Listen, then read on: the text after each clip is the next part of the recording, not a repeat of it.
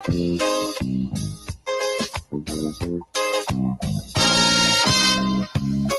the election back and I'll die away. In short, this is what I have to say. Let us forget fights and grudges and concentrate. Come, let us sit and try to relate. Because now, more than ever, we must show discipline, tolerance, and production to build a strong and better nation. I say that is the main foundation. So come, let us work hand in hand, because this is our land. Come, my brother, come, my sister, and let us build a nation together. Ooh. Come, my brother, come, my sister, and let us build a nation together, one that we all can feel proud of. I want to welcome you to the Hub. It will be a short version of the program tonight because the Most Honorable Deacon Mitchell, our beloved Prime Minister, and the Honorable David Andrew will be on GBN Beyond the Headlines tonight.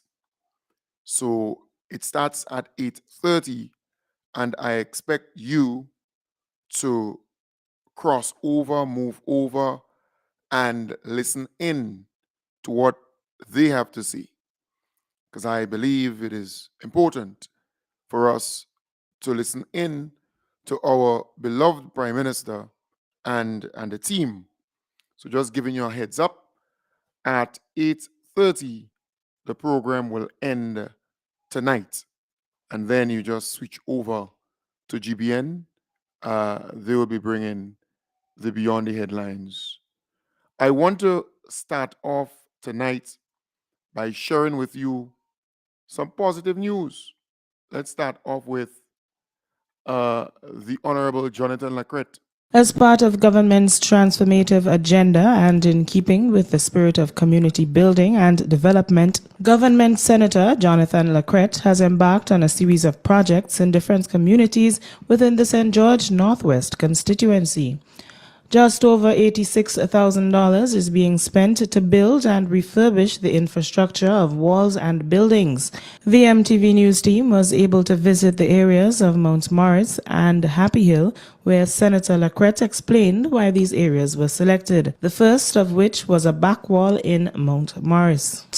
We were apprised of a wall that is potentially falling into the road, and as a result, our community liaison officer, Ms. Edwards, flagged it with us, and as a result, we decided to come to the area to do an assessment of how much it's going to cost for a project like this, because we recognize the importance of it, especially during the rains that fell. A lot of the residents in the surrounding area received a lot of water due to flooding. According to one resident, it has been more than 2 years since the wall fell and has been affecting the flow of traffic in the area.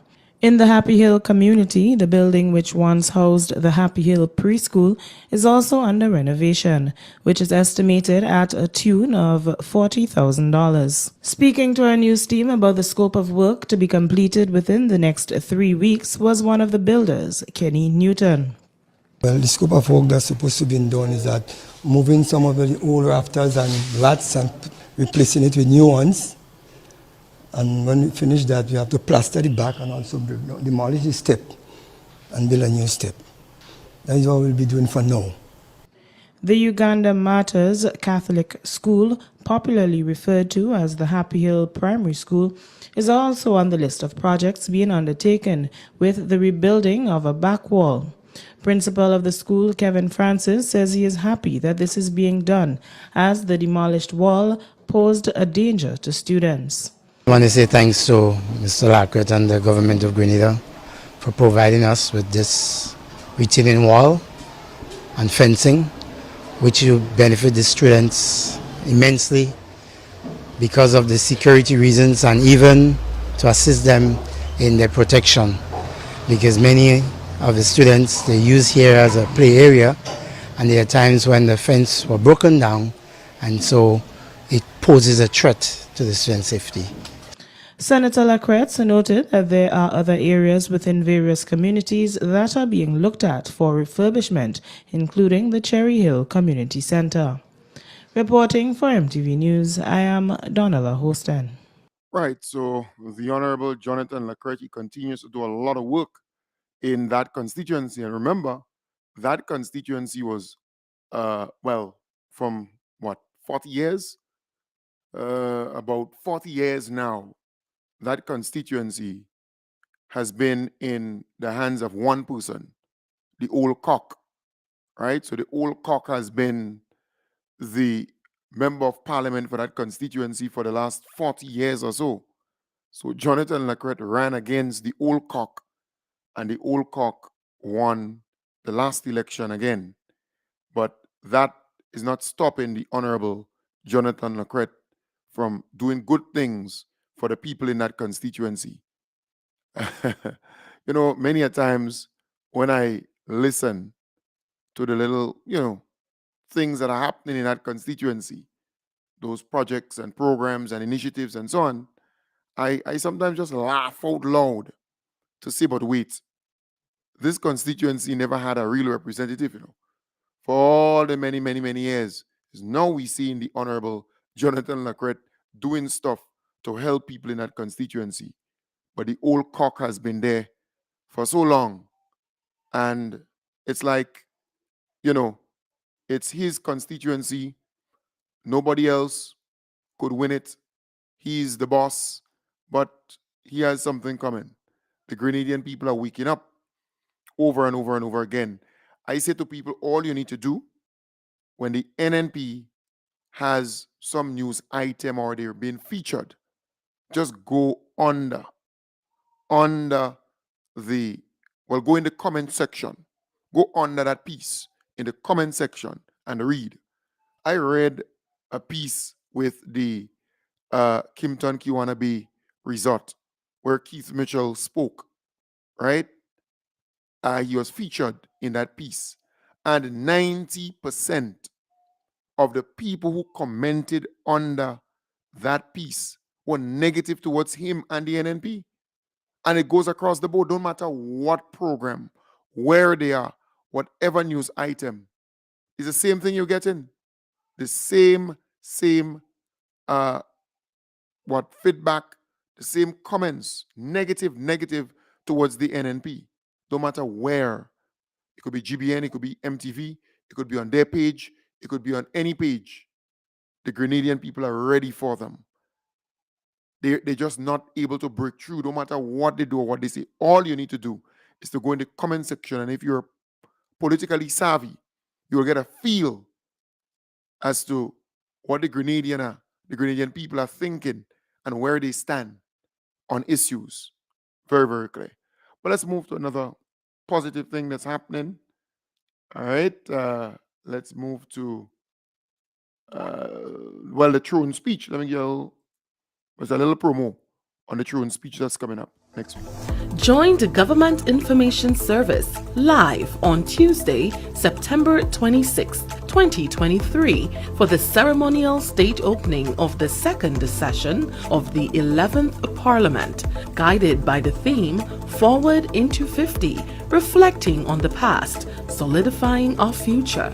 Governor General Her Excellency Dame Cecile Lagrenade will outline the government's plans for the coming year. Education and skills development, economic growth and job creation, agriculture and food security, and the marine industry, among others. GIS will begin its live broadcast at 9:30 a.m. on Channel 22, its Facebook page and YouTube channel. Her Excellency will begin delivery of the throne speech at 10 a.m. Tuesday, September 26, 2023, the ceremonial state opening of the second session of the 11th Parliament. Right. So don't miss that. Don't miss that at all.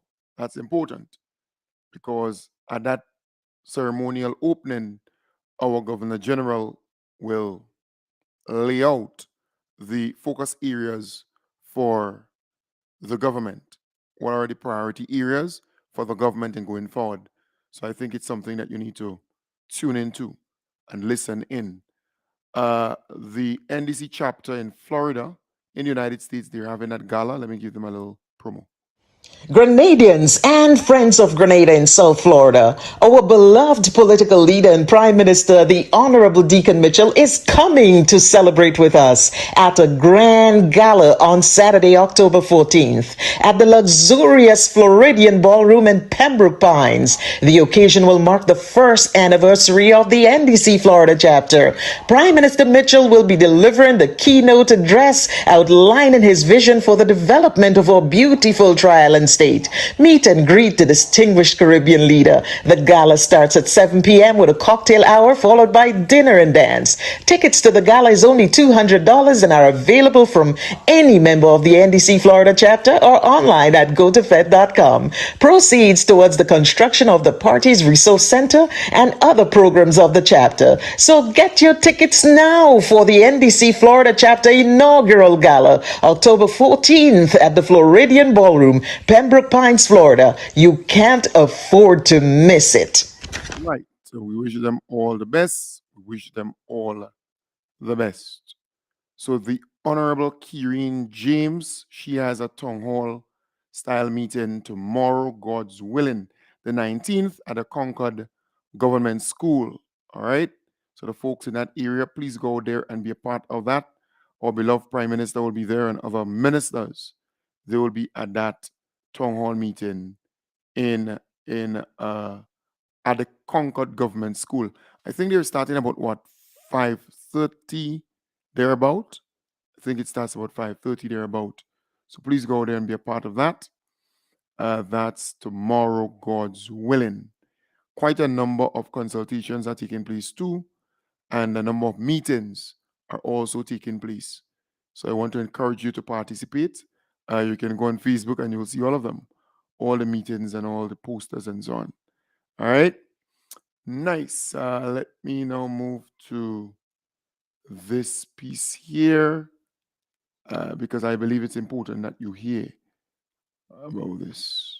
Delinquencies, recoveries, and repairs for Phase 1 of the Chinese housing scheme was the topic of discussion at Friday's press conference with the Housing Minister, Honorable Philip Telesford, and the team from the Housing Authority of Grenada. According to the Minister, following a review of the sites, it was noted that $4.9 million is owed by at least 75% of the occupants.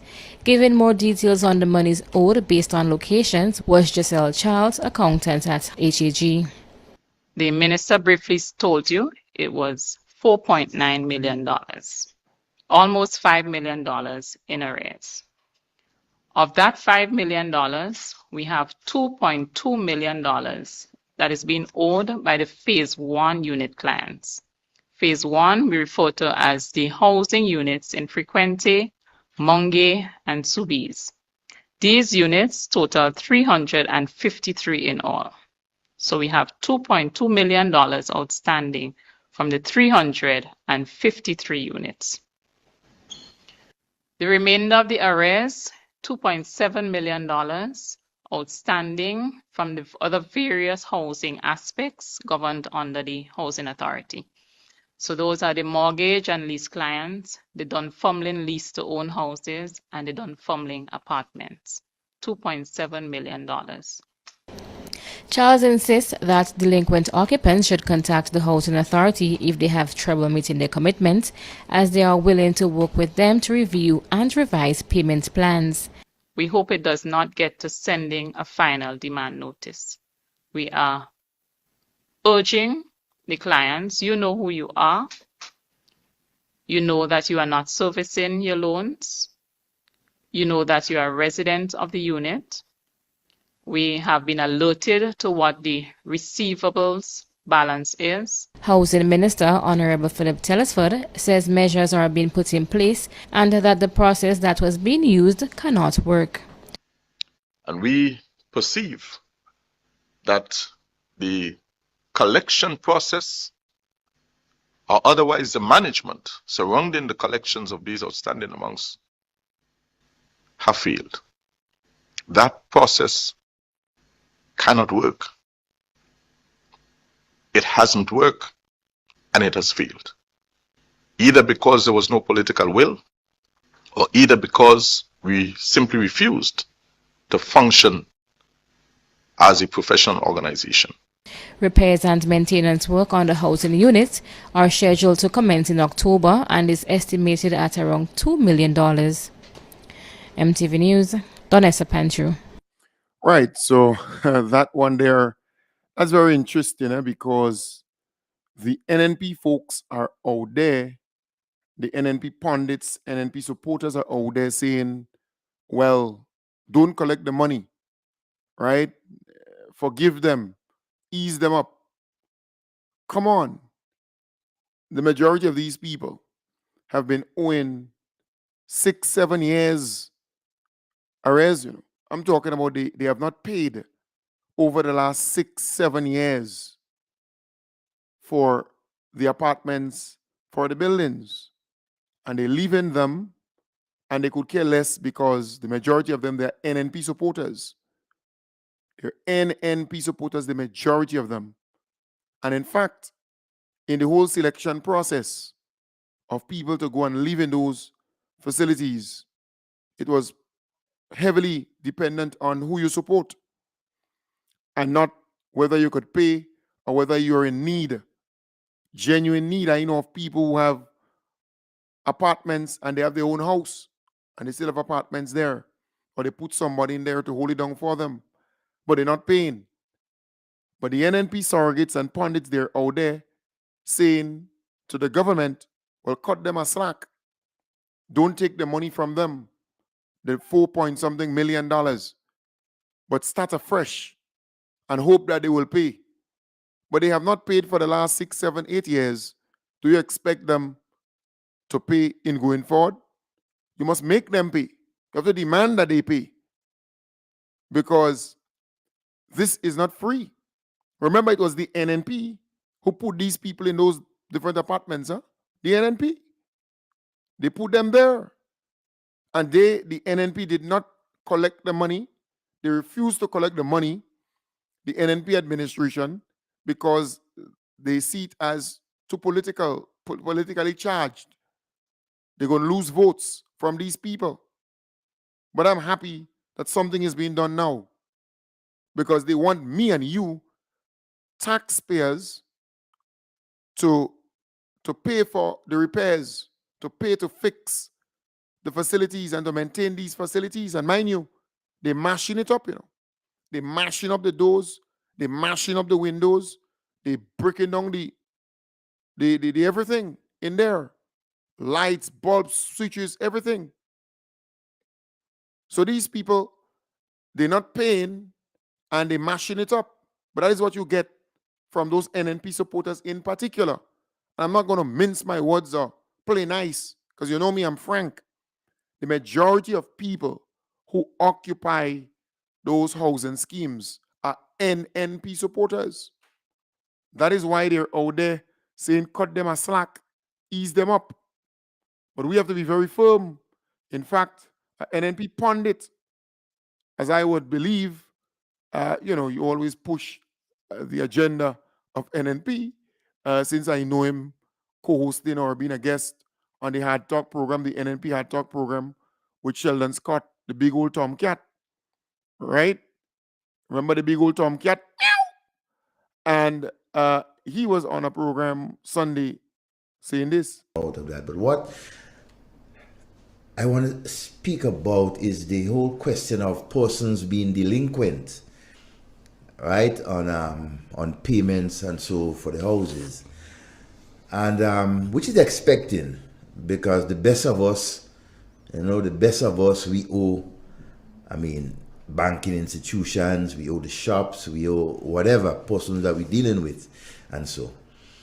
And it's amazing to understand that it's around $2 million, $3 million, right, that is being owed by personnel who occupy, right, these houses. I think it's Subies, that's one, the one in River Road, right, Mount Rush, and there's another one. And the government apparently is moving to collect, right, on these delinquents and so. And yes, it is something that you invest in and everything like that. Well, and not just invest, but most of the housing units was given by as donations by the government of China. Right now, I want to appeal to government. Just as you gave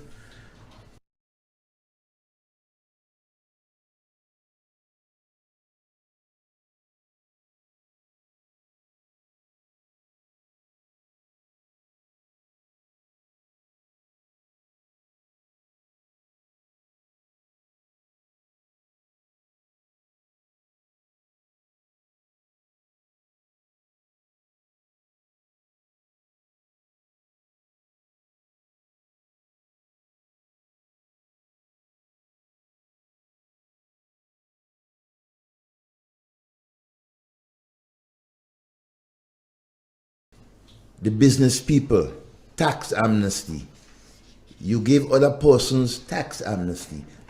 I'm appealing to you to also apply amnesties to those personnels, right, who are being delinquent at this point in time, because we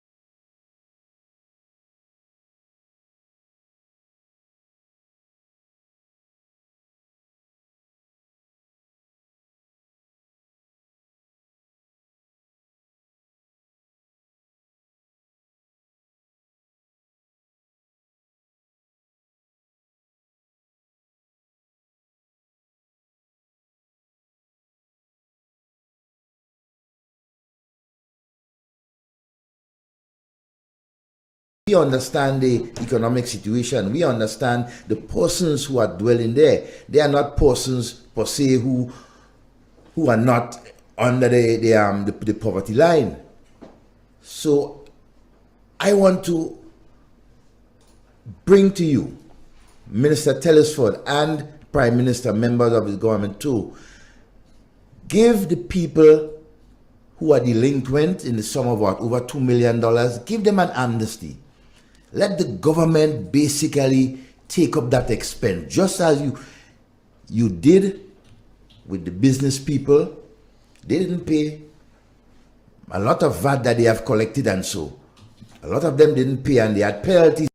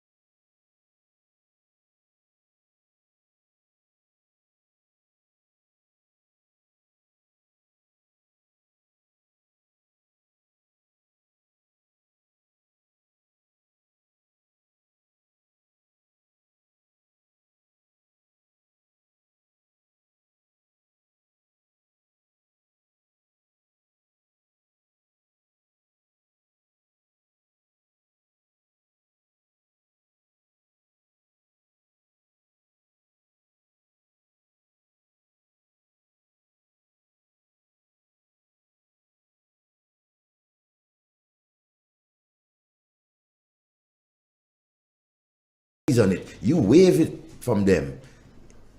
They are business people. They are into business.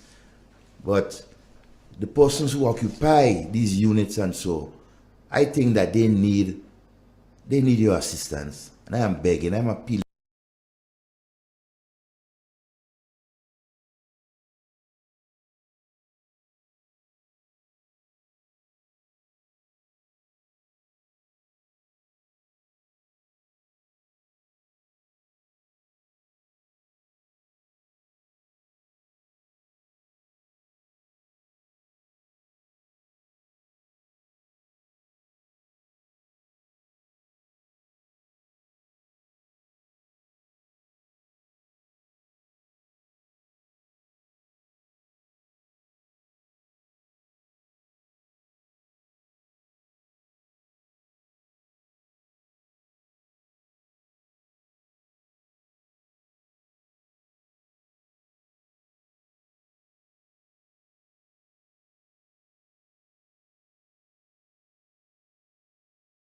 To you to give them an amnesty, waive all the charges, and let them start afresh. Yeah. So he wants government to waive all the charges, give them an amnesty, let them start afresh. You're joking. What precedence would that set? But that's how the NNP pundits and supporters think. That is how the NNP supporters and NNP pundits and those on programs and so on, and those at the top, that's how they think. They think in that, on that wavelength. I'm saying to the individual, how fair can that be? There are people who actually paid their fair sum, and they're actually suffering because housing authority, they want the money to go and fix the roof. So these people are leaking. There's a leak in their apartments and so on. They want to fix the wall, the plumbing issue, the electrical issue, the railing issue, and all these different things. Right? The moles and so on in the building. They want to fix all of that. But how do they fix it without the money? Right?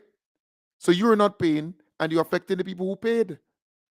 They could actually sue housing authority because they completed the payment, and housing authority has the responsibility to maintain, to take care of the facility. But they can't because you all are not paying.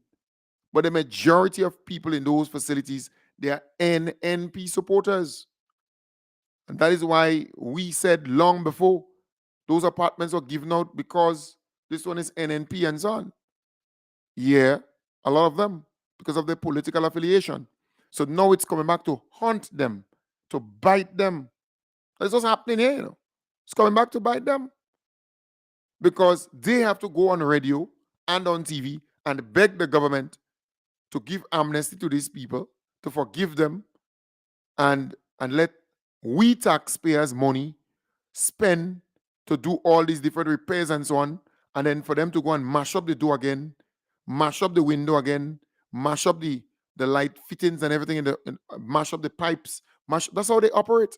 Those NNP supporters, they have no control, and they don't know about responsibility and taking care of things because they don't pay for them.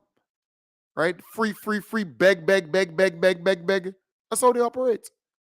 That's how they operate. So they want to come now and say to the government, well, we had the money, we poor with this, with that. Well, NNP make you poor.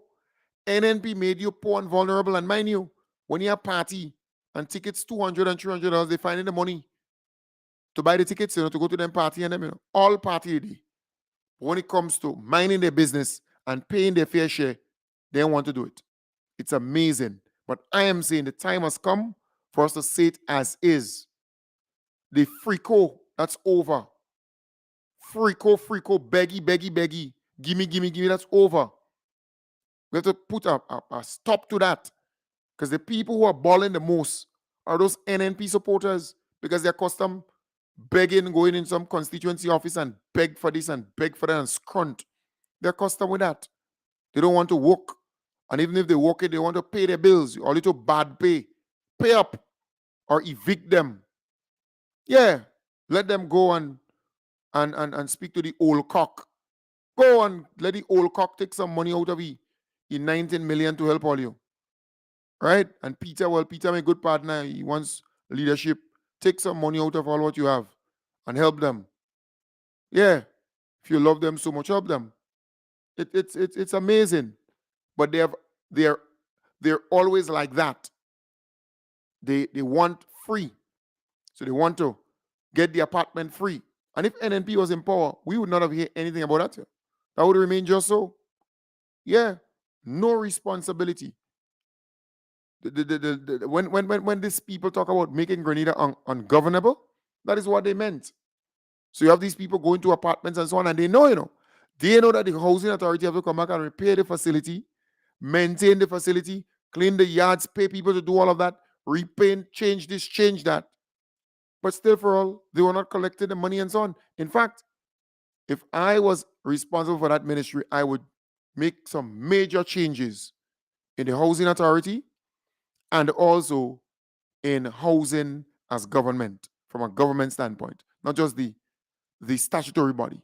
I'm making some sweeping changes, because you can't tell me for all these years they were not collecting the kind of money and making sure that these people collect and pay up and that they collect the money to do what they're supposed to do.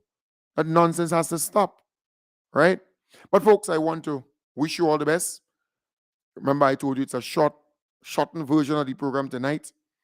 The Most Honorable Deacon Mitchell, our beloved Prime Minister, he's on GBN Beyond the Headlines tonight, and the Honorable David Andrew. So I want to listen in. I want you to listen in too. So I want to encourage you now, take some time and switch over. You don't have to remain there forever. Switch over, listen to the program, and as usual, just exit. All right? Because you know where you're supposed to be. So take good care, be good, sleep well, and I hope you can join me tomorrow morning, because you have to continue with this conversation. Those NNP and them like too much of free co. They like to beg too damn much. Free, free, free. You get a whole apartment you never had. You get an apartment, you get a 2-bedroom, and so on.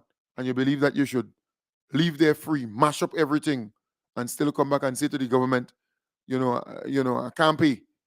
And then your pundits, the party that you support, they're actually saying, well, ease them up, give them amnesty, forgive them.